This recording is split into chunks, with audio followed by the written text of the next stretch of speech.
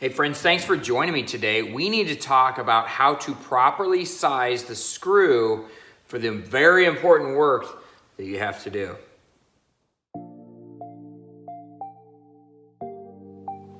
All right friends, so I have here a very important project that recently bit the dust, and we have to put some new screws in it. Now the screws that they had in it, you can kind of barely see them right here. You can just barely see they put some brads through here, and then they have a screw that goes into this. It's just particle board, folks.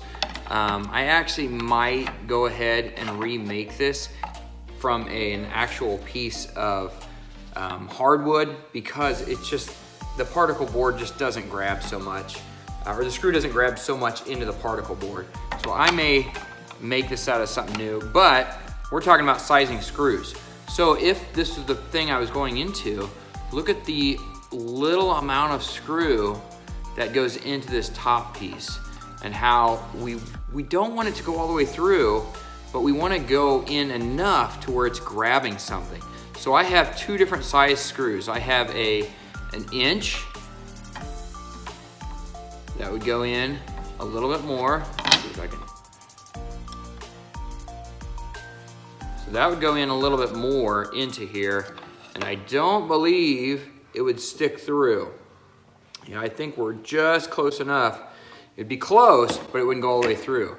So I would want to use, an inch screw on this, and this one is a number 8 screw. It's a number 8 Phillips head wood screw to go through this. Now when I do this, I also need to pre-drill 2 holes. I need to pre-drill a hole for the width of the shaft, not including the threads, but then I also want a countersink hole so that the head of the screw fits in the hole and it's flush, and you don't see that screw poking through. So that's one way you can size your screws, folks. You can actually put your piece of wood together, put the 2 pieces of wood together, and then hold your screw up there and check. Many times I'll just measure and then I'll go back an 1/8.